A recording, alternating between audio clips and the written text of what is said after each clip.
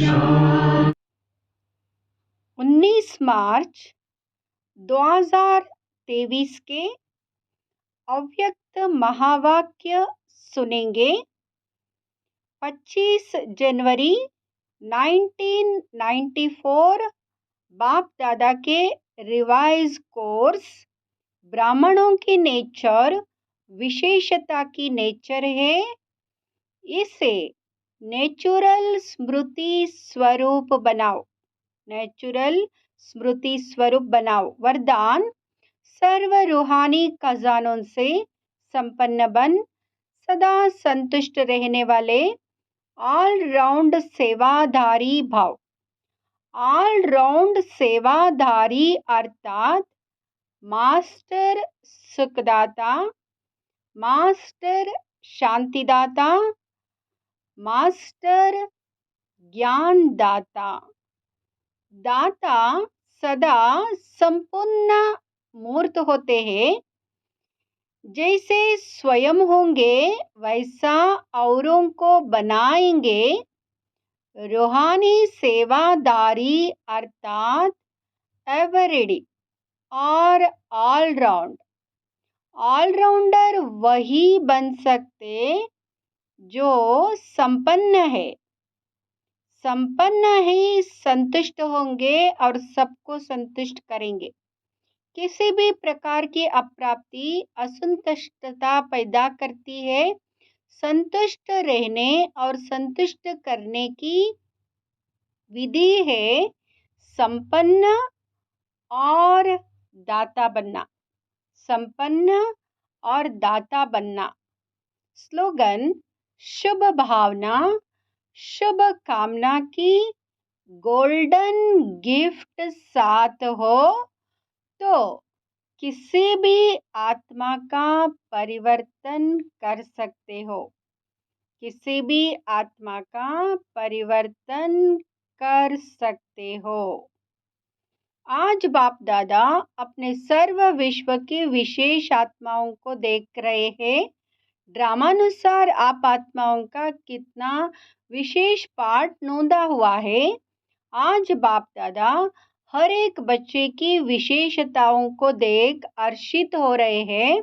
हर एक बच्चे को देख वाह बच्चे, यह स्नेह का गीत दिल में बज रहा था। साथ साथ यह भी देख रहे थे कि बच्चों के दिल से ये वाह वाह का गीत सदा निकलता है। हर कर्म में, हर कदम में और संकल्प में ये श्रेष्ठ अनुभव होता है। वह कभी कभी होता है। साधारण जीवन से विशेष जीवन सदा स्वतः रहती है। वह स्मृति लाने से अनुभव होता है। जब जीवन है तो जीवन का अर्थ ही है सदा और स्वतः रहे। स्मृति में लाया तो अनुभव किया और स्मृति में नहीं लाया तो विशेषता के बजाय साधारण जीवन अनुभव हो। यह आप विशेष आत्माओं की विशेषता नहीं है। ब्राह्मण जन्म ही विशेष जन्म है। जिसका जन्म ही विशेष है उसका जीवन क्या होगा? विशेष होगा या साधारण?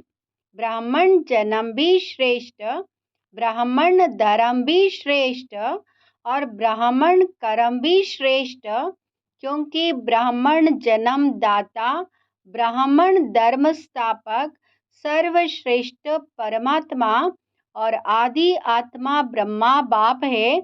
तो जैसे रचता सर्वश्रेष्ठ तो रचना भी सर्वश्रेष्ठ अर्थात विशेष है। ब्राह्मणों का कर्म विशेष क्यों है? क्योंकि कर्म में फॉलो करने के लिए आप सबके सामने आदि आत्मा ब्रह्मा बाप सैंपल है। कर्म में फॉलो साकार ब्रह्मा बाप को करते हो, इसलिए भाग्य विधाता अर्थात कर्म द्वारा भाग्य की रेखा श्रेष्ठ बनाने वाला ब्रह्मा गाया हुआ है। भाग्य की रेखा का कलम कर्म है, तो श्रेष्ठ कर्म का सहज सिंबल ब्रह्मा बाप है। इसलिए आप सभी विशेष पुरुषार्थ का शब्द यही वर्णन करते हो कि बाप समान बनना है।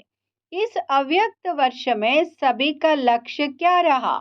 निराकारी स्थिति में निराकार बाप समान अशरीरी स्थिति का अनुभव किया। साकार कर्म में ब्रह्मा बाप समान बनने का नंबरवार अनुभव किया। तो विशेष जीवन का आधार विशेष जन्म, धर्म और श्रेष्ठ कर्म है। जैसे लौकिक जीवन में भी अगर किसी आत्मा का जन्म विशेष राज परिवार में हो, राजकुमार हो व राजकुमारी हो, तो यह विशेषता जन्म की होने के कारण हर समय सदा और स्वतः रहती है। वह बार बार स्मृति में लाते हैं कि मैं राजकुमारी हूँ। सहज याद होती है ना? पुरुषार्थ करते हैं क्या? चाहे कर्म अपनी रुचि के कारण कितना भी साधारण हो, लेकिन अपने जन्म की विशेषता भूल जाते हैं क्या? नेचुरल और नेचर बन जाती है। तो आप ब्राह्मण आत्माओं की नेचर क्या है? विशेष है या साधारण है?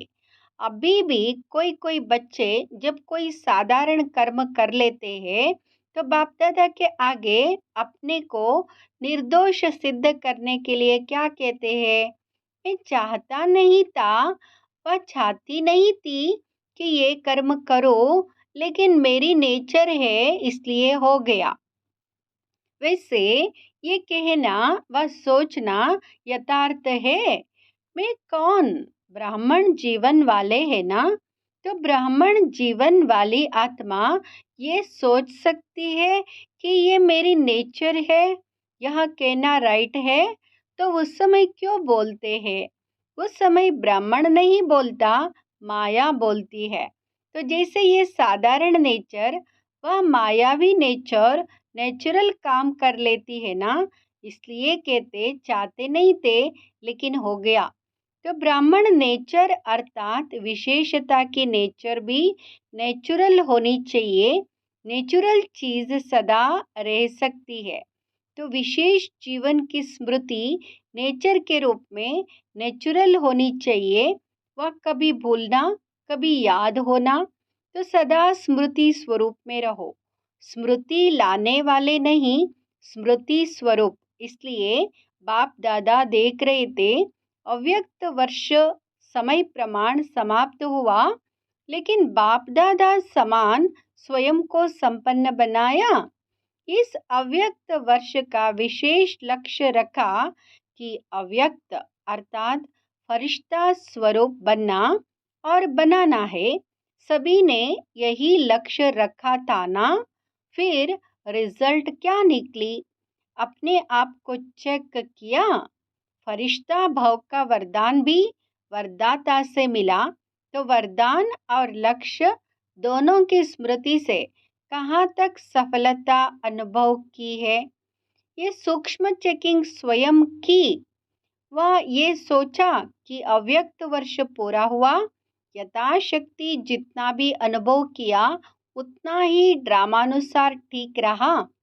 वर्ष परिवर्तन के साथ साथ स्वपरिवर्तन की गति क्या रही? इस विधि से चेक किया। जैसे वर्ष समाप्त हुआ, वैसे स्वयं लक्ष्य और लक्षण में संपन्न बने। वह ये सोचते हो कि इस वर्ष में और बन जाएंगे। समय और स्वयं की गति समान रही। वैसे तो समय से भी स्वयं की गति तीव्र होनी है, क्योंकि समाप्ति के समय को लाने वाली आप विशेष आत्माएं निमित्त हो। तीव्र गति से वर्ष तो संपन्न हो गया, मालूम हुआ वर्ष कैसे पूरा हो गया? तो चेक करो मुझ विशेष आत्मा की परिवर्तन की गति तीव्र रही या कभी तीव्र कभी मध्यम रही? फरिश्ता अर्थात जिसका पुराने संस्कार और संसार से रिश्ता नहीं। तो चेक करो पुराने संस्कार की कोई भी आकर्षण, चाहे संबंध रूप में, चाहे अपने देह की तरफ आकर्षण व किसी देहदारी व्यक्ति के तरफ आकर्षण, कोई वस्तु की तरफ आकर्षण कितने परसेंट में रही? ऐसे ही पुराने संस्कार की आकर्षण चाहे संकल्प रूप में वृत्ति के रूप में, वाणी के रूप में, संबंध संपर्क अर्थात कर्म के रूप में कितनी परसेंट रही। फरिश्ता अर्थात डबल लाइट, तो निजी लाइट स्वरूप स्मृति स्वरूप में कहाँ तक रहा। साथ साथ लाइट अर्थात हल्कापन स्व के परिवर्तन के पुरुषार्थ में कहाँ तक लाइट अर्थात हल्के रहे। मन अर्थात संकल्प शक्ति में व्यर्थ को समर्थ में परिवर्तन करने में अर्थात व्यर्थ के बोझ को हल्का करने में कहाँ तक सफल रहे। इसी प्रकार व्यर्थ समय, व्यर्थ संग, व्यर्थ वातावरण, इस सब में कहाँ तक परिवर्तन करने में हल्के रहे। ब्राह्मण परिवार के संबंध में, सेवा के संबंध में कहाँ तक हल्के रहे। इसको कहा जाता है फरिश्तापन के तीव्र गति की स्थिति। इस विधि से चेक करो और भविष्य के लिए चेंज अर्थात परिवर्तन करो। अपने ब्राह्मण जन्म की विशेषता को नेचुरल नेचर बनाना, इसको ही सहज पुरुषार्थ कहा जाता है। सिर्फ एक विशेष आत्मा हो, इस स्मृति स्वरूप में स्थित हो जाओ तो बाप समान बनना अति सहज अनुभव करेंगे, क्योंकि स्मृति स्वरूप से समर्थि स्वरूप बन जाते हैं। वर्ष तो पूरा हुआ, बाप दादा रिजल्ट तो देखेंगे ना। तो रिजल्ट में यथाशक्ति मेजॉरिटी है और सदा शक्तिशाली यथाशक्ति के मेजॉरिटी में माइनॉरिटी है। स्मृति दिवस भी बहुत स्नेह से मनाया और अब विशेष जैसे स्नेह से मनाया वैसे स्नेह का सबूत बाप समान स्मृति स्वरूप बनना ही है। सुना रिजल्ट, आगे क्या करना है, यथाशक्ति या सदा शक्ति स्वरूप। तो देखेंगे इस वर्ष में मेजॉरिटी सदा शक्तिशाली का सबूत कहाँ तक देते हैं। टीचर क्या समझती हो, किस लाइन में आएंगे। सदा शक्तिशाली, सबका टीवी में फोटो निकल रहा है। क्या क्या भी हो जाए, कैसी भी परिस्थिति बन जाए, लेकिन सदा शक्तिशाली। नाम नोट होते हैं ना, कौन कौन किस ग्रुप में आए। अभी टीचर्स का सम्मेलन होने वाला है ना, तब तक के रिजल्ट सभी टीचर्स की क्या होगी। जिसको करना होता है वो कब को नहीं सोचता है। दृढ़ संकल्प का अर्थ है अब, साधारण संकल्प का अर्थ है कब हो जाएगा। तो कब वाले हो या अब वाले हो। शक्ति सेना बहुत बड़ी सेना है, कब वाली हो या अब वाली हो। पांडव क्या समझते हो। देखो नाम सबके नोट है, अभी नाम नहीं सुनाते, आखिरी समय भी आ जाएगा नाम सुनाएंगे, समझा। सबसे ज्यादा संख्या किस जोन की आई है देखेंगे। पंजाब, इंदौर क्या कमाल दिखाते हैं। टीचर्स भी ज़्यादा आती है, संख्या ज़्यादा तो टीचर्स भी ज़्यादा होती। पंजाब वाले नंबर 1 लेंगे या सेकंड, इंदौर भी नंबर 1 लेंगे। और कर्नाटक क्या करेंगे, कौन सा नाटक दिखाएंगे, कर्नाटक। तो हीरो नाटक दिखाना, ऐसा वैसा नहीं दिखाना। और महाराष्ट्र तो महान ही बनेंगे ना। और यूपी को क्या कहते हैं, यूपी में नदियां हैं अर्थात यूपी पतित को पावन करने वाली, पावन बनने बनाने में नंबर 1। तो यूपी वाले भी नंबर 1 बनेंगे। इस समय तो कोई भी नंबर 2 नहीं कहेंगे। राजस्थान तो है ही लकी, जो राजस्थान में ही चरित्र भूमि है, हेडक्वार्टर राजस्थान में है ना। तो जहाँ हेड क्वार्टर है वो क्या बनेगा, हेड बनेगा ना। सभी खुशी से कह रहे हैं नंबर 1, लेकिन वहाँ जाकर ऐसे नहीं कहना कि क्या करे, कर नहीं सकते, चाहते तो नहीं लेकिन हो जाता है, ऐसी भाषा सोचना भी नहीं। अच्छा, डबल विदेशी भी सेवा में रेस अच्छी कर रहे हैं और रेस में नंबर 1 आना है ना। देश वालों को हिम्मत दिलाने में विदेश अच्छा निमित्त बना है। इस हिम्मत दिलाने के कारण एक्स्ट्रा मदद भी मिलती है, समझा? इसी को स्मृति में रख सहज बढ़ते चलो और बढ़ाते चलो। अच्छा, चारों ओर की सर्व विशेष आत्माओं को, साकार ब्रह्मा बाप के श्रेष्ठ कर्मों को फॉलो करने वाले कर्मयोगी आत्माओं को, सदा विशेषता को नेचुरल और नेचर बनाने वाली कोटों में कोई आत्माओं को, सदा दृढ़ संकल्प द्वारा विशेष जन्म धर्म और कर्म के स्मृति स्वरूप आत्माओं को बाप दादा का विशेषता संपन्न याद प्यार और नमस्ते। हम रूहानी बच्चों का भी बाप दादा को याद प्यार और नमस्ते। शुक्रिया बाबा। दादी उनसे मुलाकात। आप ब्राह्मण जितने संपन्न बनते जाएंगे उतना भविष्य में प्रकृति भी प्रगति को प्राप्त करेगी, क्योंकि प्रकृति समय प्रति समय अपना सिग्नल दिखा रही है। तो जितनी प्रकृति की हलचल उतनी अचल स्थिति प्रकृति को परिवर्तन करेगी। कितनी आत्माएं समय प्रति समय दुख की लहर में आती है, तो ऐसे दुखी आत्माओं का सहारा तो बाप और आप ही हो। तो रहम पड़ता है ना? जब समाचार सुनते हो तो क्या दिल में आता है नथिंग न्यू? अपनी अचल स्थिति के लिए तो ठीक है, लेकिन प्रकृति की हलचल से जब आत्माएं चिल्लाती है तो किसको चिल्लाती है? तो जब मर्सी रहम मांगते हैं तो आप लोगों को उनके रहम की पुकार पहुंचती तो है ना? ये छोटी छोटी आपदाएं और तड़पाती है। ब्राह्मण संपन्न हो जाओ तो दुख की दुनिया संपन्न हो जाए, तो रहम पड़ता है या नहीं? रहम पड़ता है तो फिर क्या करते हो? फिर भी ईश्वरीय परिवार के है ना? तो परिवार का कोई भी दुख सुख में परिवर्तन करने का संकल्प तो आता है ना? कोई परिवार में बीमार भी हो तो क्या संकल्प होता है? जल्दी ठीक हो जाए। तो चिल्लाते चिल्लाते मरना और एक दक से परिवर्तन होना फर्क तो है ना? महाविनाश और रिहर्सल का विनाश फर्क है।